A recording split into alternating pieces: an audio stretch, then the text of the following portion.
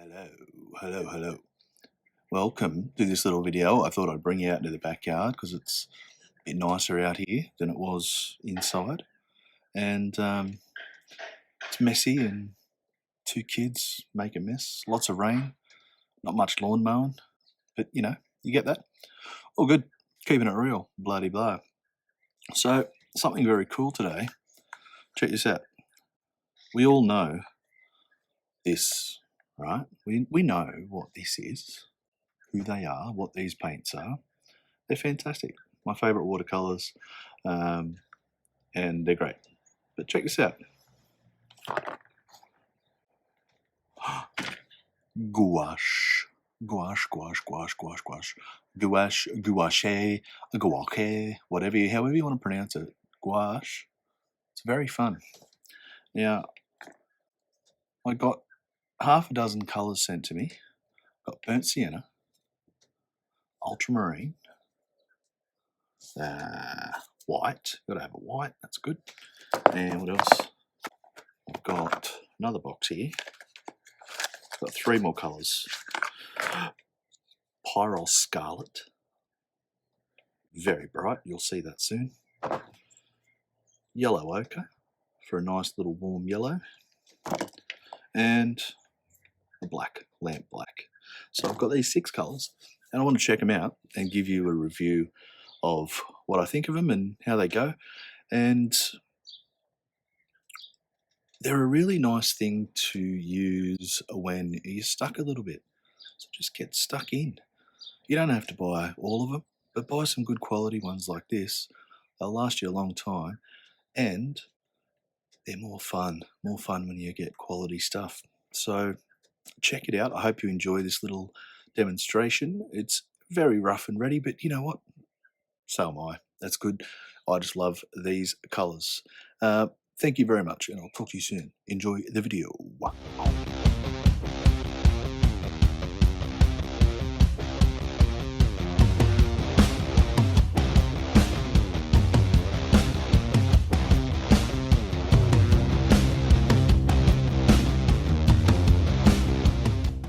Alright, so I have got these gouache, these gouache tubes, Daniel Smith gouache, new range of theirs as I've just explained.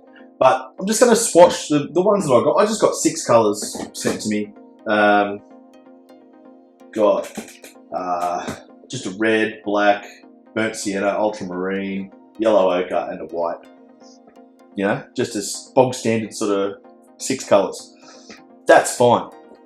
Really good palette for simplifying and getting used to the medium. I haven't painted in gouache for donkey's years, but this is what I've found so far in my just very brief little tests I've done before this, is these things are so highly pigmented and such good quality that it's just a pleasure, and I'm really looking forward to getting stuck in more. But I'll just swatch these colours out just so you can see how they go for brightness and all of that kind of thing. Bit of ultra. You know, like in this sort of instance here, you'll kind of, they'll sort of just look like watercolours really. But what I'll do, once they're dry, I'll paint over them. See what happens. Bit of ultra, bit of burnt sienna here.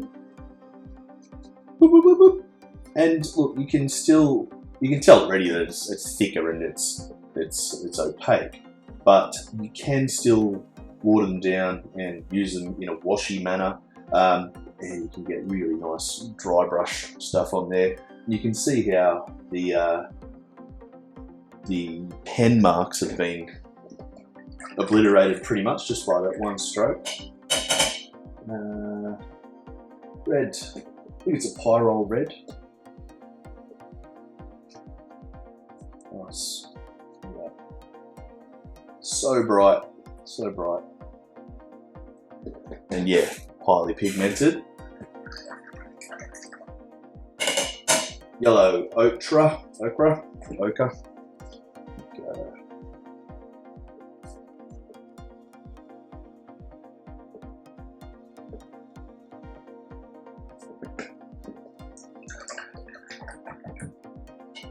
Now you might be thinking, I've got 6 colours but only 5 little boxes. It's only because that 6th colour is white. So that'd be a bit funky, wouldn't it? So the black, it's ivory black, lamp black or something. 22 colours, and they're just fantastic by the look of it. So what I'm going to do, I'm just going to muck around here with a bit of a wash, just to show you some stuff, what it can do. Have a look. Just going to wet the paper just a little bit there, and I've this just mixed up from earlier. You can see it's a chalky, bluey kind of colour, obviously because we're using gouache. It's clever, isn't it? All right, just mix some of that around. See, what I'm trying to show you is that you can still use gouache like you do watercolour as far as the approach goes, but what you've also got that you don't have with watercolour is just that extra little bit of ability to force the issue a bit, paint over things, correct if you like. So blue. Right, but just Swatch, I'll just put a bit of water. If it comes out of the brush. And watch, you can get this granulating kind of feel like you can with some watercolours. We'll just let that go. Just let it muck around and you'll see. I mean, obviously the drying shift with gouache is going to be a little bit more exaggerated than with a lot of watercolour, just because it's got that white in it, so it can just dry off a little lighter. But you'll see, you'll get used to that drying shift, and it's great. These things are so highly pigmented that it's not going to be too dramatic, but it won't take anything to get used to. It'll be great. I've just done this really simple little sketch here, and I'm going to just paint a scene. Paint a little scene. I don't know, cloudy sky. I just made this shit up, doesn't matter. Made this stuff up. Here we go. Blue, cloudy, grey, powdery grey sky. What do we got here? Bit of warmth.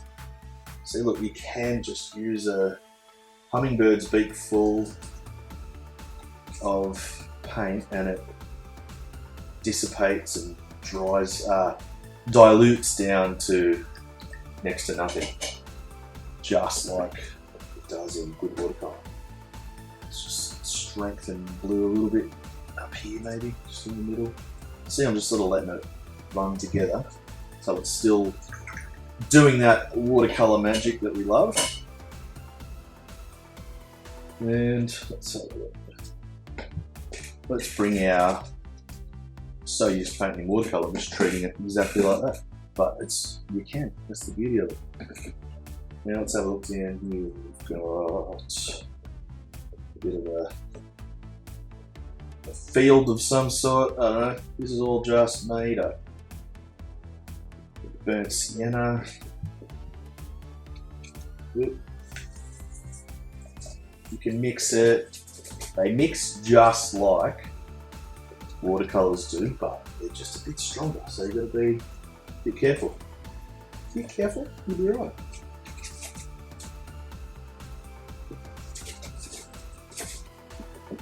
Yeah, lovely. Now, they do benefit from the usual thing with watercolour, and splash a bit of water and lift a bit out and that kind of stuff. So just watch this for a second. Watch over here. It's started to dry off a bit. So now in a normal painting, this would be the point where you do a bit of splattering or whatever just to get some effect. And we'll do that now, and watch how dramatic that can be. See?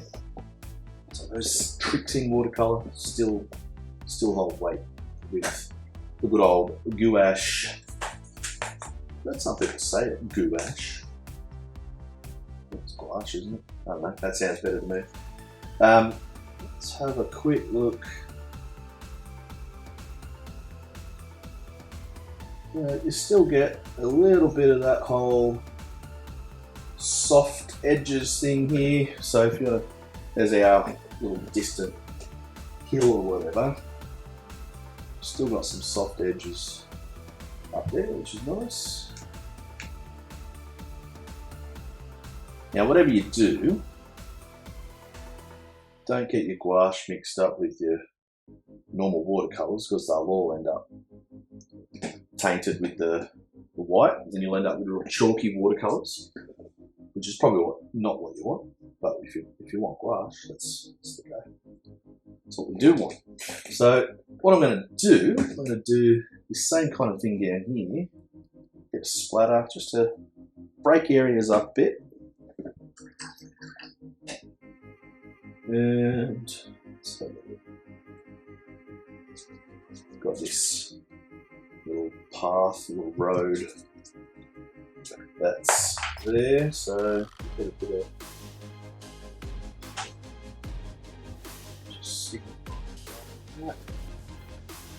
just to indicate it really, the zigzaggy plane. And why not put a bit of gouache to give a bit of colour, just to make that path a little more separate. There we go. So, purely rough as guts, obviously, but what it does have is that a bit of watercolour magic. It's just got a different quality to it. It's a different quality to it, and it's great fun. So what I'm going to do is just dry this off real quick. Just going to blast it with the hairdryer, and I'll mute the microphone so you don't have to listen to it delve. That's what she sounds like. All right, won't be a sec. Very much a watercolour-y type approach here, which is cool. Just want to continue on with this little beauty. Now, so far, watercolour-ish, that's fine. What I want to do is let me get a dark in there. I'm going to start with doing a few trees, but I'm going to start nice and dark.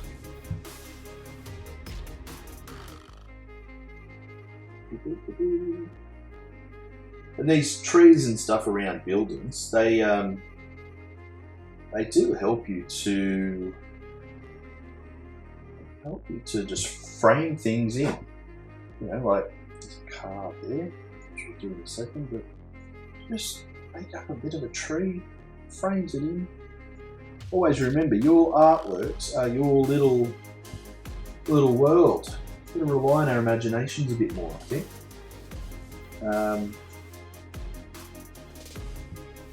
You know, your references are just that. They're only that, just a reference. You don't need to. You're not a fax machine. You're not a photocopier. You are artists. You know, making new things. We're not copying. We're not reproducing. I think you get what I'm trying to say. Alright, so that's there. Well, was a person there? Oh no, we went over him. Oh well. Lucky we're using gouache. It's fine. Alright, so a couple of trees, whatever. Distant hills, good. Doing its job. All is doing its job. Dust is good. Alright, bit of burnt sienna for the roof. Keep that nice and strong. And look, little chimney up there. Yeah, we're still painting nice and freely. doing much in the way of precise. There's not much precision going on here. That's the way I want it. So let's have a look. We can do a couple of things here. With a door, a couple of windows, another barn door or something there. I don't bloody know, just making this up. Alright, so all good, we're cool. Some darks there. We'll just make that a bit stronger. Bit of a car. Let's just work into this while we can, while we've got this dark on the paper. Car. Oh no, look. You know what you can do? Wash. You just grab a bit of paint and you bloody paint over it. Yeah, that's the freedom we've got with it. You know, it looks different to watercolour, it absolutely does, but you do get some benefits as well. So, quickly going to dry off. Quickly, real quick. I'm just looking for a tiny bit of a shadow sort of colour. Yeah, that's right. That's good. Nice and strong. Because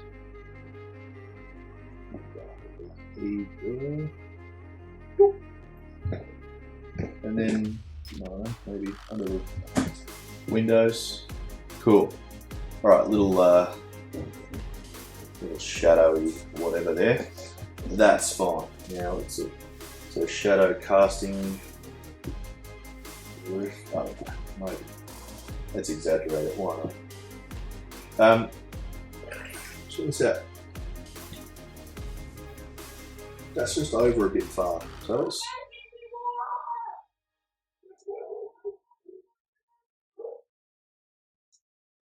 I don't know what's going on outside there, but it's okay. But check this out. You've got a bit of gouache. If you do it right, you do it nicely enough, then you've established the rest of that building. Carry your shadow across there. And happy days. Look, that's the thing. All this little bits of extra freedom you've got, really good thing to play with. So, check this out.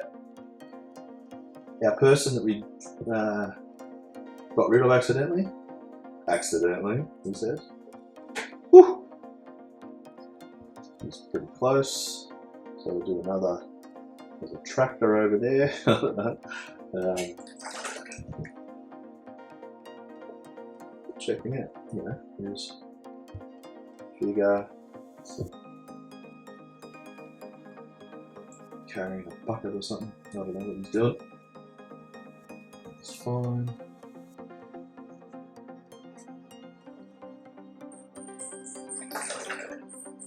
Have a look. Get some white. Get a highlight. Figure's a bit clumsy, but you get the idea. Look at this. Little white highlights.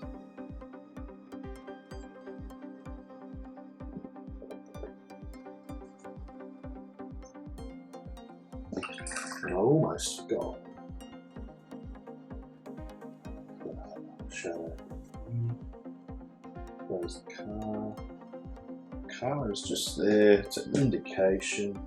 I think the car wants to be red. So there you go.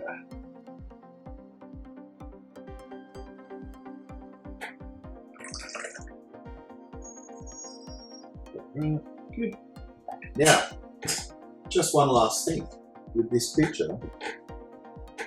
I'm looking for a nice big shadow that's coming out from out of the picture. I don't know what it is. Doesn't matter, something else is casting it. But just a nice bit of strength at the front of the picture to tie everything down. Oh, that's too strong, but that's okay. If you put too much on your page, just water, a bit of water, soften, and it'll dilute on the page as well. So let's just put something there. Yes. Now, the black. This black is really, really heavily pigmented, so gotta be careful. Anytime you use any kind of black, really, gotta be careful.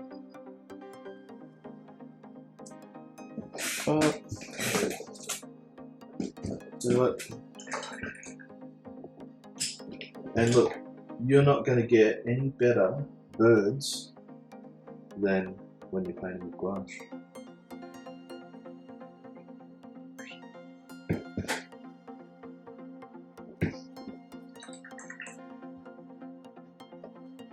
Oh no, all dark. I really wanted some highlights on those trees. I missed all of that.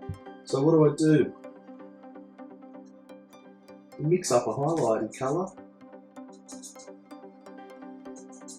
Put some white. And you put your bloody highlights on there. There you go. You know, it's all really loose and lovely. I get all of that, but possibilities are endless. You know, what's this colour going to do? Let's do that. Why not? Just to break it up.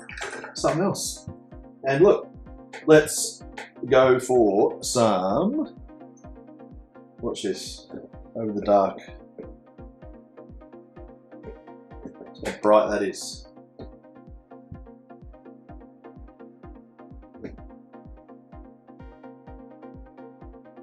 Get a bit of water in my brush there. Oh, it's too much. Look how much paint. Look how much paint I picked up. All right. Red, blue.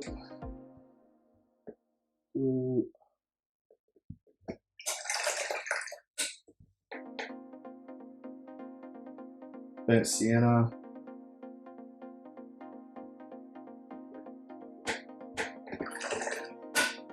Yellow ochre.